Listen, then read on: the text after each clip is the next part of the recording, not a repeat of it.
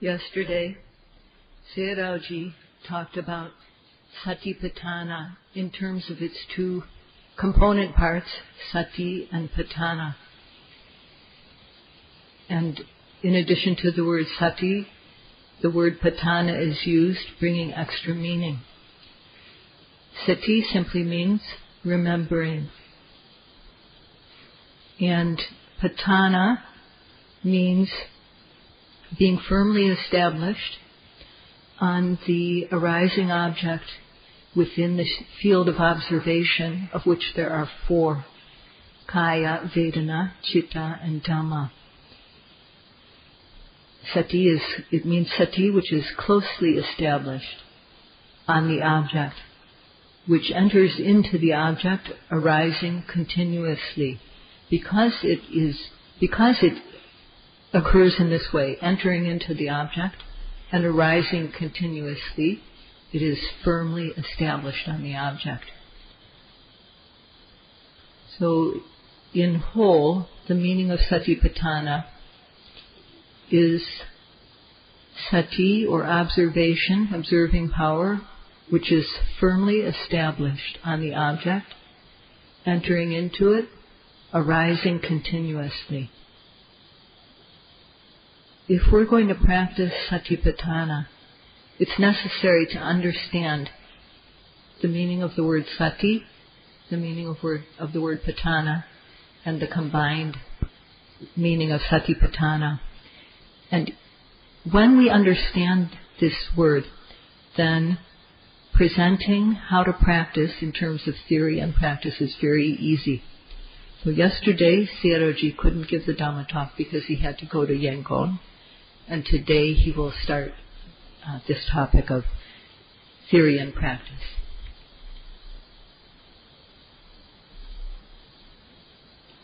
Sati, the meaning of Sati is simple. It's just remembering, taking note of, and we also use the word being mindful. And because this meaning was not complete, the Buddha added the word Patthana to it. Now, Patthana is explained as Patati, which is also explained as Upatati. The meaning of this is closely established. It is closely established, so it's called Patthana. So Sati is remembering, taking note of, being mindful, and Satipatthana is this closely established awareness, mindfulness.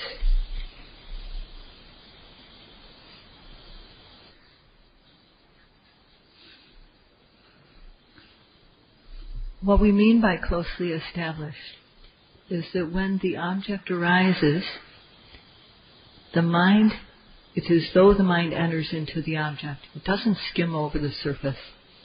And that's expressed by the Pali word Paṇḍitā Sayadaw. Sati arises, and it's as if it enters into the object. It's not a superficial quality.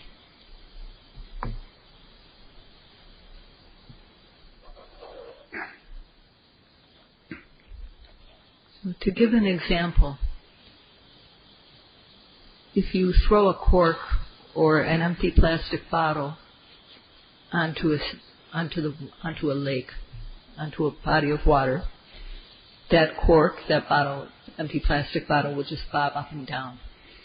It'll bob up and down, but it won't go into the water. It won't sink. On the other hand, if you throw a rock into the water, it will sink exactly where you throw it. It will sink right there, sink on the spot. And that's what is meant by this quality, the word Paṇḍitā. It enters into it and sinks right in. And also, Sati arises continuously. Whatever object is prominent at the moment, Sati arises to observe that object. Every arising object. So continuous occurrence, arising again and again. And that's what's meant by the word pavatati. The full Pali is Paṇḍitā Pavatati. So this pavatati means that it occurs repeatedly, again and again, continuously, without a break.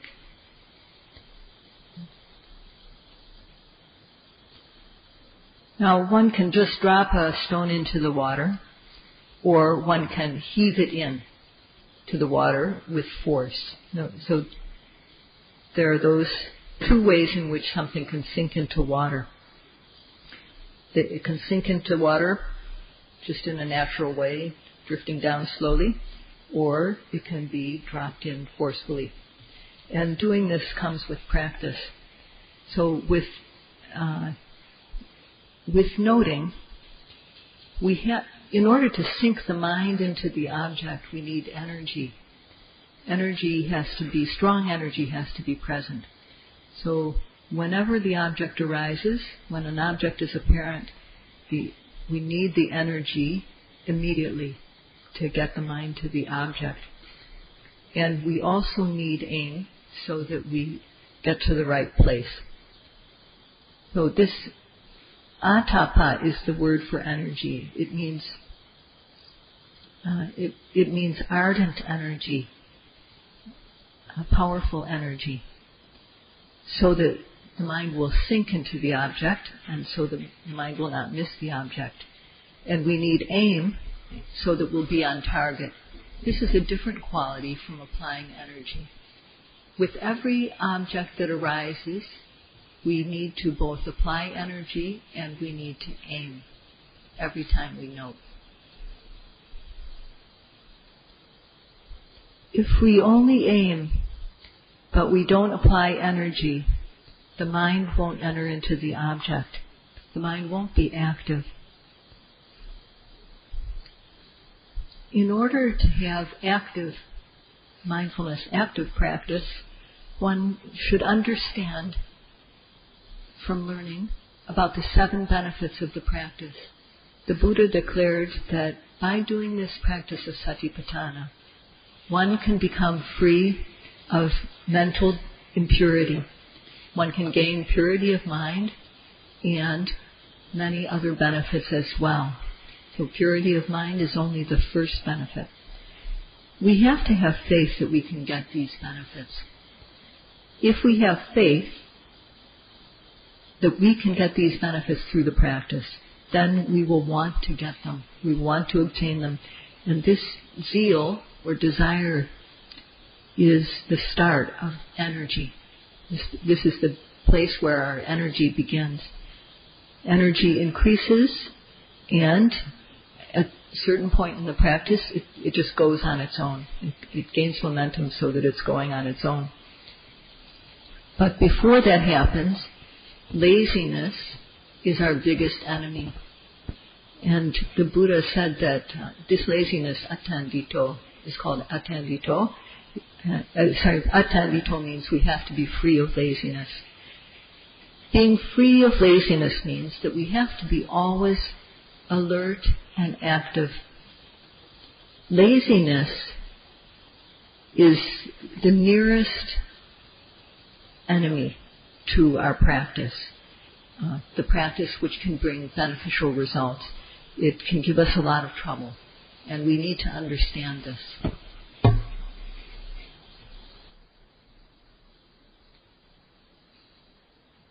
When we're lazy, we won't want to do practice. We won't want to do bhavana, which develops our mind.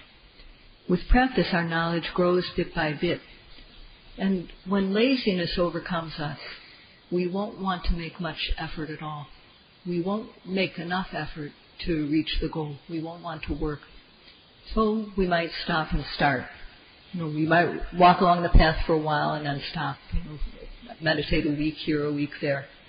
And if we let laziness rule us, we'll think that meditation is just a lot of work and won't want to do it. So it's very important not to give in to this enemy. Every beginning yogi needs to make special effort to overcome laziness. And that's why the Buddha said, attandito, be free of laziness. And in addition, one has to make effort, special effort, so that the mind can reach the object and stick to it. And that's why the Buddha also said atapi. One must have active energy in the practice. Well, out of all the kilesas, the Buddha mentioned this laziness first of all as something that we have to avoid.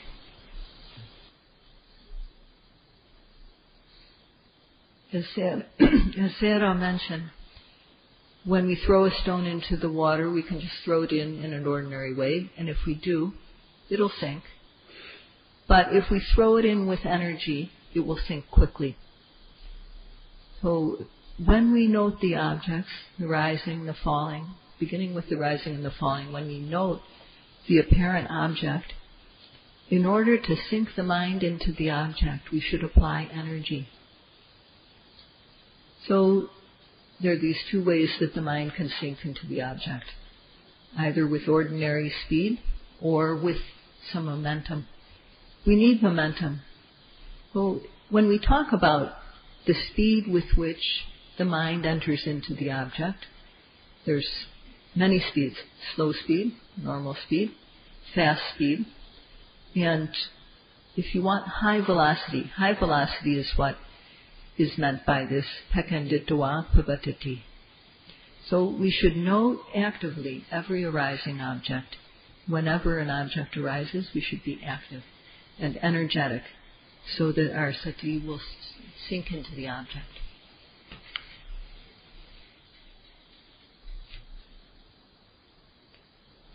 When we're walking somewhere, we can just walk along, or we can go somewhere in a rush.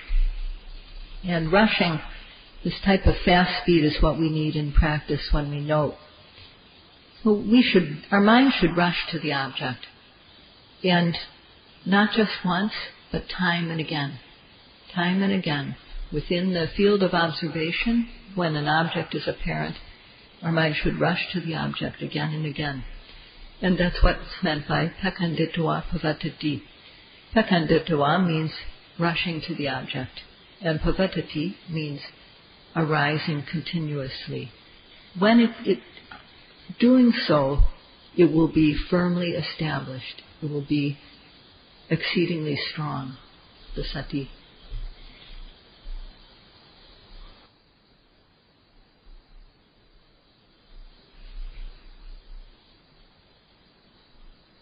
Sometimes we have a task to do that has to be done quickly. And that type of task, if we have a task at hand that must be done quickly, if we think about it, we won't be able to accomplish the work. So practice is like that. It's a task that we have to do without thinking about it. Because if we take the time to think about it, we won't achieve our goal. In reaching the goal, many steps have to be made along the way, and making these steps are our job. Thinking about making the steps is not our job. What's important is to reach the goal. So to get there, we need momentum. And only if, in noting, we need momentum so that sati will be firmly established. We need to quickly rush towards the object when it arises.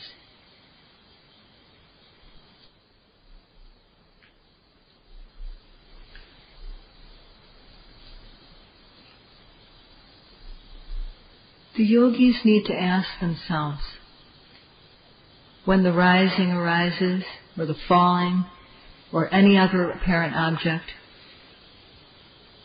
can we observe it quickly? Can we observe it with energy? Is energy there? Is aiming there? These factors have to be present. When we have an urgent task to do, and that task is noting the object, noting the apparent object. So ask yourself, when you do sitting, how do you note the rising? How do you note the falling and other objects? Can you note them actively with energy and aiming? bending, stretching, lifting, moving, placing? Can you note these things actively or not? Whatever arises, are we prepared to note whatever arises? One who has been developing knowledge in the practice will be very satisfied when they ask themselves this question.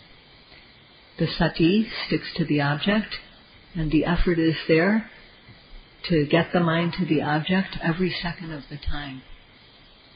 And if this is the case, then definitely knowledge will arise.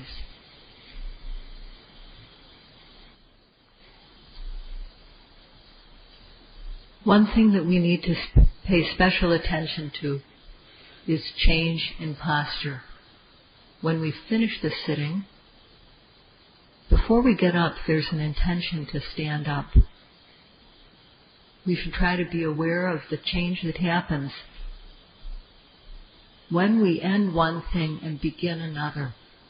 So in order to go from sitting to standing, first the intention arises, and then there's various movements that the body goes through.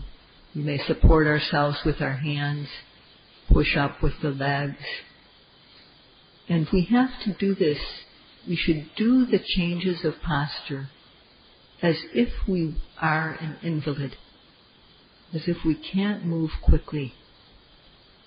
If we take care and move slowly, we'll be able to catch the apparent object, will be able to catch a lot of what's happening. So we should ask ourselves, are we rushing to the object when it arises? Now, one has to do this not just now and then.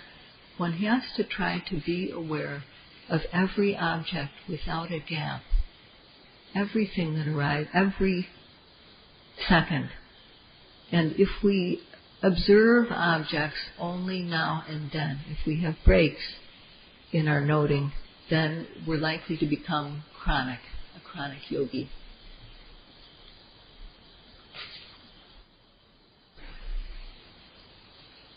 Sayadaw mentioned that in the world there's a Burmese saying, and I think it's something like capture and seize.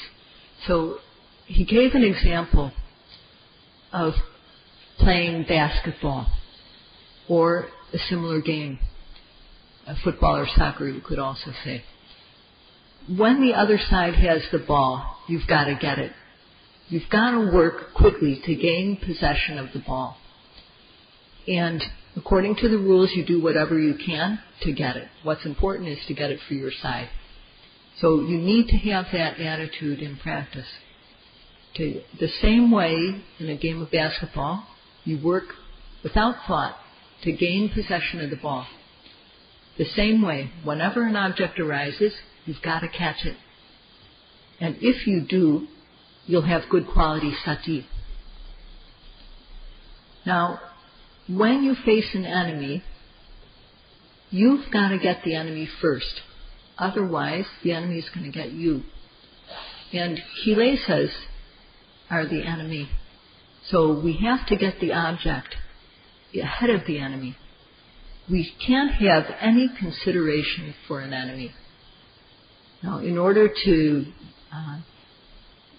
be able to gain possession of the ball or to be able to capture and seize the object, you have to be always alert, aware, brave, and you can't think about anything. You can't think about, oh, should I get the ball this way or should I get it that way? You just have to work to get it.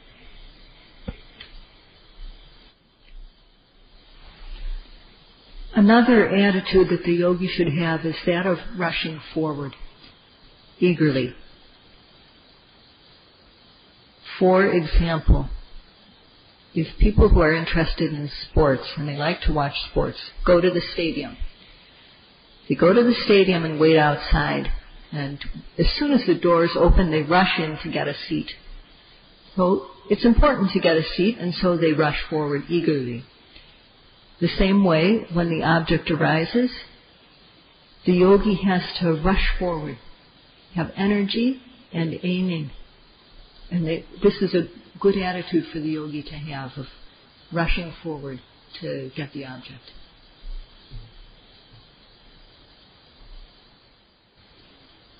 So for rushing to know with speed, or like a ball player hustling to get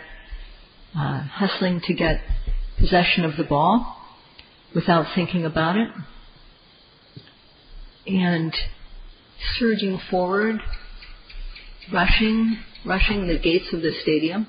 For this type of work, you need energy. So if you have energy, the mind will contact the object and it will be effective. But another thing that's also needed is that the mind, with energy and aiming, the mind has to also cover the object completely, as though the mindfulness spreads over the object.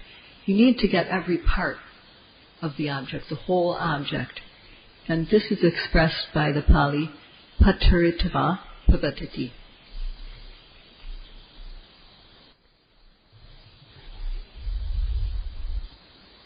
What Sayadaw has been mentioning is indicated by the meaning of the prefix pa in the word patana. As mentioned yesterday, Sayadaw said that pa, the prefix pa, has the meanings of busata, which means to be exceeding, strong, forceful, even violent, firm, powerful, and viseta, which means special or highest quality. So it's up to the yogis to try to develop this firm sati, cherishing the practice and cherishing the benefits that can come from it.